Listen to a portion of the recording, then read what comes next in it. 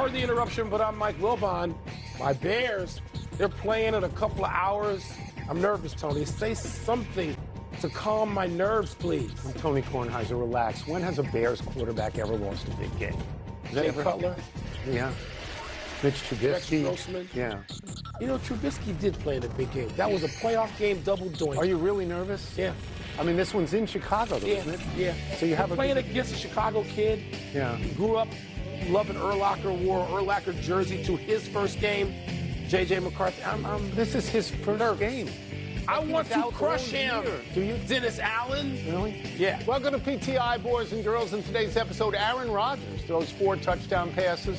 The Packers trounce the Lions, and Daniel Jones puts up bigger numbers than Joe Burrow. But we begin today with last night's spectacular game between the Baltimore Ravens and Buffalo Bills. They scored 81 points between them. The Ravens were ahead by 15 points, 40-25, with just 4 minutes to go. But Buffalo got a touchdown to 40-32. Then Derrick Henry, of all people, fumbled. Buffalo scored another touchdown to 40-38, missed the 2-point conversion. Finally, Baltimore punted with a minute and a half to go, and Buffalo kicked a 32-yard field goal to win it. Wilbon, what did this result tell you about each team? They're both really good. They could be playing in an AFC championship game. I don't assign much meaning to the result because Baltimore played great for more than 3/4 of the game. I will assign some meaning to the pattern. And there's been a pattern of blowing games late, double-digit leads in the fourth quarter, so you can't ignore that. But if I isolate this, I'm going to isolate it just because we're in week 1. Tony, I think the Baltimore Ravens, man-to-man, a staff, and the culture of the Ravens, I think they're too tough-minded to wilt because of the result of the game. And it's week 1. I hear people stupidly saying, oh, well, you know, if they meet in the playoffs, it's going to be in Buffalo. We don't know that. They'd have to end up tied before we know that. There's a whole lot of season to be played, a whole lot of injuries we don't know, a whole lot of overperformance, a whole lot of underperformance. It was one hell of a game, but I don't want to get crazy. So I'm not going to disagree with any specific point that you're making, but I will say that the Baltimore Ravens choked. There is no other word for it. I'll go with that. They did not gain any yards late. Their last 3 possessions were punt, fumble, punt. Yeah. Whereas Buffalo had touchdown, field goal. So they gagged. And when you're talking about double-digit leads, and they've done this before. They have. When you're talking about double-digits lead, first of all, I thought that Harbaugh should not have punted the last one. Go for it, but he didn't go for it. He goes for it less than any other coach. But he also knows just from this game. And Tony, I'm with you in that he's got to be, the culture of his team is defense first. Yeah.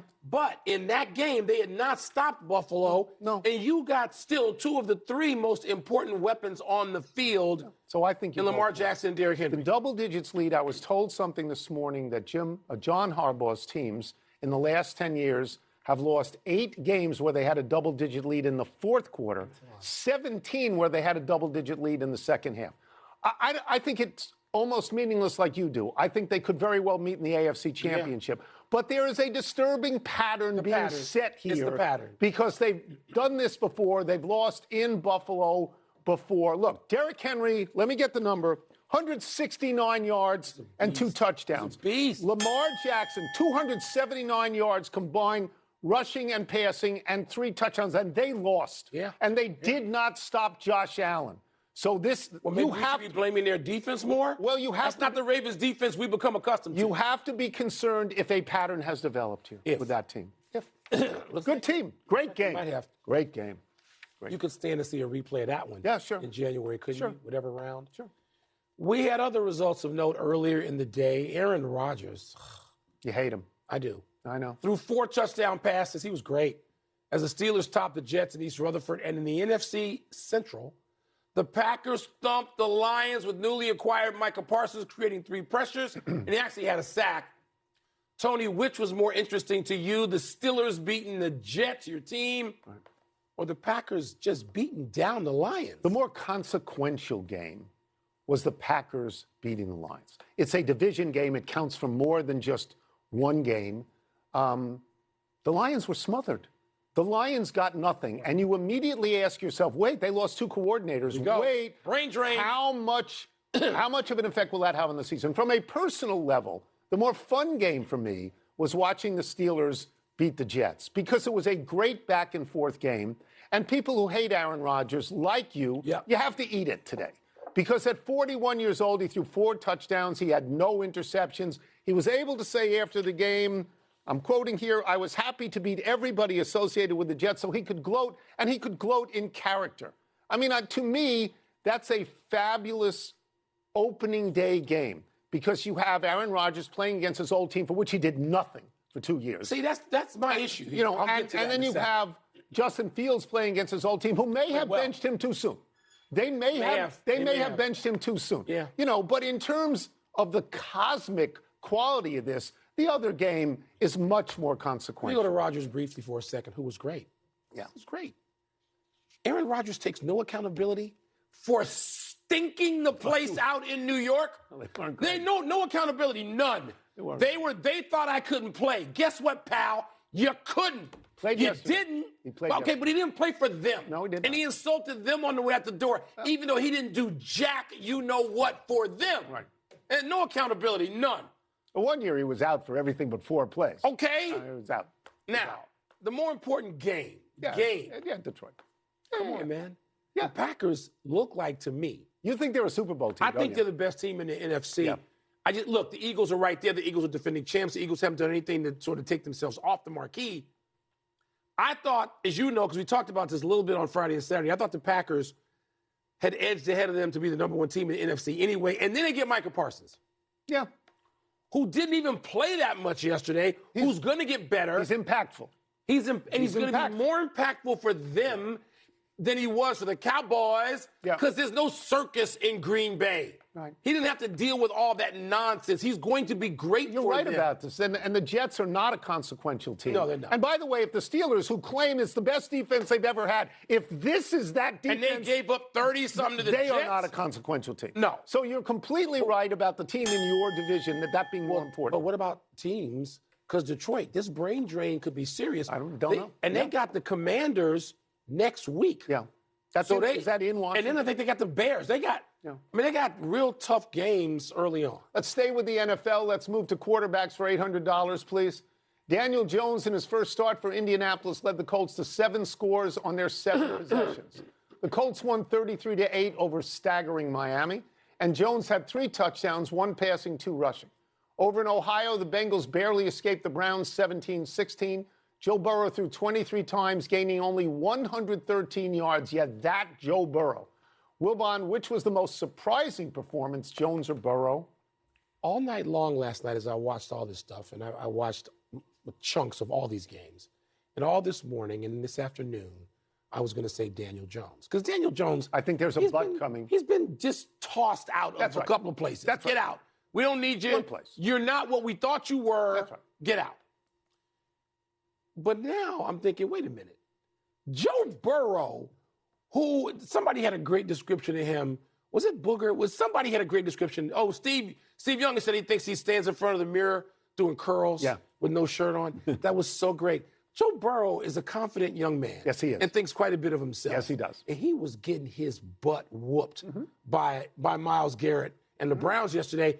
And if his kicker... Who always played them tough. Who always played them tough. Always. If his kicker can make a pedestrian 32-yard field goal, I know there was time left, and Joe Burrow might have been Joe Cool or Joe Shiesty or whatever he's supposed to be. Easily lost that game. They could have lost the game, and then we'd be saying, oh, what's wrong? Because everything they did in the preseason, including preseason games, was geared to not get off to a stinky first week start. At least they won. At least they won. At least they will. You can hold, if you're Joe Burrow, you can hold the fact that they won.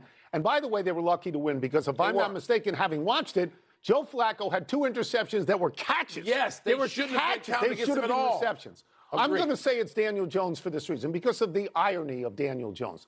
He was cut by the Giants. He was drummed out of town by the Giants. He was a failure, let's be fair, in New York. And then in his first game with Indianapolis, he looks like a Pro Bowler, which came as a shock to everyone, including Brian Daboll, I'm sure. But Burrow's numbers, or lack of numbers, are scary. 113 yards. He gets 113 yards in one quarter. With receivers who are making $1 billion He between routinely them. puts up 35, 40, or 42. Yeah. They put up 3 points in the second half. They gained 7 yards in the second half. And Burrow had just finished saying, nobody plays the position as good as I do. And now he finds Daniel Jones does. He's in the mirror doing curls. Get out the mirror and start throwing the ball like you're supposed to. Do I think either of these trends are going to continue? No, I don't.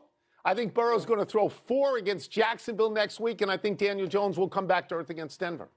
I do. But it was amazing in its time. Let's take a break. Coming up, your boy Russell Wilson fizzles in his debut for the Giants. And Carlos Alcaraz is doing something without precedent in the open era. Remember, Daniel Jones got thrown out of more than New York.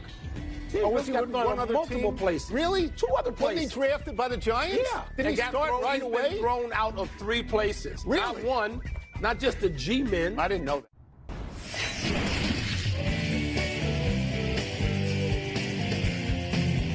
It's time for the producers to punt the show to the viewers. Let me see what's first here. Mail time. First. Okay, here we go. Let me get glasses. How should Russell Wilson feel about being named the Giants' Week 2 starter? Fortunate. Yeah. To say the least. Yeah. I mean, I root for Russell Wilson. I know. But this is not like Denver when I thought he got hosed in his second stop. He looks like it's over. Yes. Like it's over. Yes. And it's inescapable. And I know they're playing a tough team in the Commanders, but this is a division opponent. You've had weeks to get used to Russell Wilson and what it is you think he can do and how to call plays and take advantage of what Russell Wilson used to do well when he was on the way to 2 Super Bowls. And now you're like, it's time to put the kid in. And it seems like every former player on television is calling for Jackson Dart, doesn't it? Yeah. So Russell Wilson had a very bad game. Yeah. All right, let me give you statistically what he did. 17 of 37, that's under 50%. Yeah. 168 yards, no touchdowns. When he was under pressure, 2 of 12 for 26 yards. The coach of the Giants didn't even name him the starter yesterday. He named him the starter today. So what kind of confidence could Russell Wilson have? Russell Wilson, in fairness and in truth, the last 3 years he's been on a downhill slide. All right? The Giants were supposed to be the turnaround team of the year this year, right? And that's not going to happen. And they may turn around a quarterback. They may go to Jackson Dart because Russell Wilson hasn't been good in 3 years. You know who else hasn't been good in 3 years? Brian Daboll, the coach. He hasn't been good in 3 years. He's 18-33-1 overall. And in the last 2 years plus, he's 9-26. Well, there was talk about him not being there. He needs the turnaround. That's right. He needs the turnaround more than anybody He's an offensive guy, and the team has no particular offense. So, I mean, it's not just Russell Wilson. No. Brian Daboll, I thought he saved his job last year when the owner came out about week 7 and said we're not going to make any changes. Let me just turn this around for a second. The Giants could still turn it around. Maybe the Commanders are that good. Maybe. They were that good last year. Jaden Daniel, how about him yesterday? He's really good. Again. Yeah. He just continued on his trajectory. That's so right. maybe the Commanders But everybody was saying the Giants were in turnaround. They don't feel like they're in turnaround after one game is played. Okay. They don't feel like that. Man, you've thrown Daboll under the bus after week 1. No, I did it last year, and the owner saved it. U.S. Open. More impressive U.S. Open champ. Carlos Alcaraz or Arena Sabalenka. Okay, so I watched both matches, most of them. The Sabalenka match against Anisimova was the better match. You had the sense that either one could win that. Okay. And Anisimova... The men went 4 sets. You didn't think Sinner could beat him? No, I did not. I did not. Not as soon as the next set started. After I didn't think that. Anisimova was the most sympathetic figure in the entire U.S. Open because she reversed the double bagel on Swiatek. And then she came from behind against Osaka, who I know you love, and she came from behind and she did. So that was, to me, a very satisfying final. And Sabalenka is the most powerful person in women's tennis, a well-deserved number 1. Alcaraz and Sinner are so much better than everyone on the men's side. In the last 8 majors, one of them has won each of the last 8 majors. Domination, Holmes. Now, Alcaraz is 22 and Sinner is 24, so this could go on for 6 to 8 years. Maybe not. And here's my problem. My problem is it's great tennis, it's powerful tennis, but it's never thrilling to me. Okay. You remember how Djokovic popped up when Nadal, we need that third Federer guy. were 1 and 2. Yeah, we do. Yes, I agree completely with you. Yes, I'm hoping. Can it be Felix, the Canadian? Can it be Ben Shelton, who decided to turn into a free safety Maybe. and killed his shoulder? Can't be Djokovic because he's 100. No, it can't be Djokovic. That's done. Right. There are 8 to 10 women on tour right now who can win every major and every slam. That's right. But the men, I'm like you, it's great tennis, but it's lacking because we don't see a real challenger out there to make it dramatic. They cruise almost to get to the final. But remember, Federer and Nadal did this. They won 11 straight. That's amazing. And then Djokovic came into play. But I know who you are mentioning. Shelton. I don't have a lot of confidence in it. No. I haven't seen any leap. Enough email. Let's take one last break. Still to come, Bill Belichick and Kalen DeBoer get needed wins. And the Bears make their debut under that man right there, Ben Johnson. How do you think Russell Wilson feels right now? Do you think he thinks this is his last game? I think he's oblivious. You do? Yeah. I do. I think he doesn't even know. Really? Got a great life, great wife. He's got,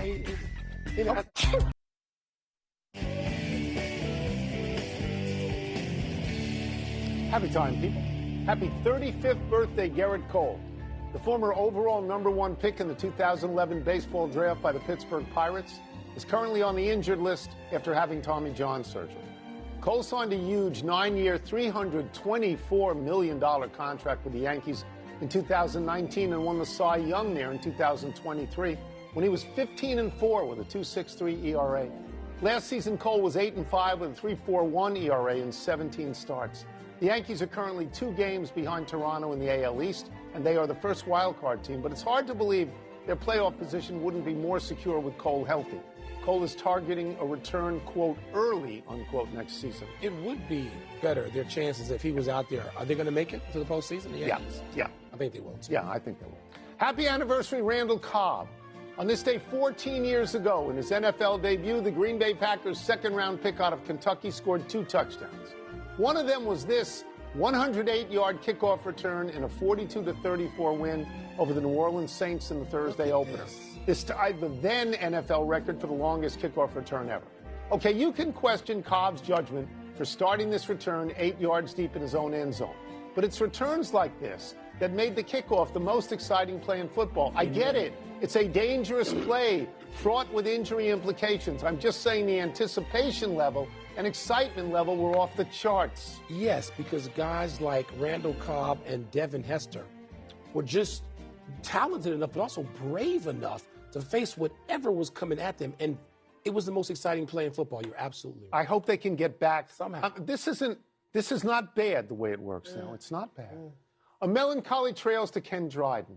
The great Canadiens goalie has died of cancer at the age of 78. You can make a case that Dryden is the most accomplished goalie of all time. The GOAT. In just over 7 NHL seasons, Dryden won 6 Stanley Cups, made 6 All-Star teams, won 5 Vezina trophies, the Calder Trophy as Rookie of the Year, and a Conn Smythe as playoff MVP in 1971. He also wrote a great sports book, The Game. He was the color analyst alongside Al Michaels for The Miracle on Ice. He ran the Maple Leafs for 7 years, and he served as a Canadian cabinet minister. Everything he touched seemed to just have gold. And to me, when you mention just what he did as a goaltender, a lot of great goaltenders out of there over 100+ years of NHL. He's the GOAT. Yeah. Ken Dryden, period. No discussion. I agree with that. And also melancholy trails to Davy Johnson, who died after a long illness at the age of 82. Johnson excelled as both a player and a manager. As a power-hitting second baseman, he won 2 World Series with the Orioles. He also hit 43 home runs with the Braves, playing alongside Henry Aaron. But Johnson was best known as the manager who won a World Series with the '86 Mets. Johnson could be abrasive, often wearing out his welcome quickly, but he finished with winning records at all 5 of the teams he managed. And of guys with like 1,300 or more games, he's 6th all-time in winning percentage. He managed 2 teams that are close to your heart. Those Mets and the Nats. Did you get to know Davy Johnson? I did not. I remember him distinctly as a player. I thought, and I could be wrong, I thought that the 43 home runs was the most ever as a second baseman. At the time, Yeah. You know, that's what I thought. And I was really happy to see him manage. Tom Boswell, our former colleague at the Post, makes a very compelling case to put him in the Hall of Fame. Yeah. Because he says that the people with higher winning percentages, the 5 above him, they're all in the Hall of Fame. And his is higher than other guys who are in the Hall of Fame. They didn't manage as long, but, it was heartwarming to see those photos of him with Henry Aaron. Yes. Oh, sure. For those of us of the same age. That's a baseball life. Yes, it is.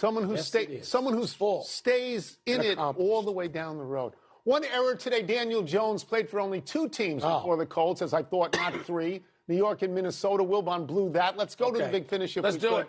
Houston Texans quarterback C.J. Stroud says his team was lollygagging in its loss to the Rams. Do you agree? They got to be better. No. Bill Belichick and Kalen DeBoer both won big. Your thoughts? Do you remember lollygagging in the movie? In Bull Durham, lollygagging? Yes. My thoughts about what? About those 2 guys? Yeah. They needed to win, but these were easy opponents. Let's see what they do in the next conference. week. Let's see week after. The Aces have won 14 straight. The Sky suspended your girl Angel Reese for a half for ripping her team, and Caitlin Clark is out for the entire season. What's the biggest deal? The people still playing. The Aces, not the people not playing, even for a half. The Dodgers blew a game, the O's, in which Yoshinobu Yamamoto was 1 out away from a no-no. Your reaction? This was incredible. I watched the replay of this. It never happened before. They're up 3-0. They lose 4-3. A reliever comes in, walks everybody in. So you lose the game. Lose the no-hitter is one thing. You lose the game. Last one, Monday Night Football. The Vikings are at your Bears. How you feeling? Nervous. I want to pound this quarterback, but he's a kid from Chicago. But we got to beat the Vikings. I need that. We'll see. We're out of time. We'll try and do better the next time. I'm Tony Kornheiser. I'm Mike Wilbon. Shout out to the great John McEnroe. You can listen to him call matches anytime. And now live from Chicago to get you ready for Vikings Bears on a beautiful day in the greatest summertime city in the world. Just goddamn pelt. It's not snowing. How odd. Not snowing.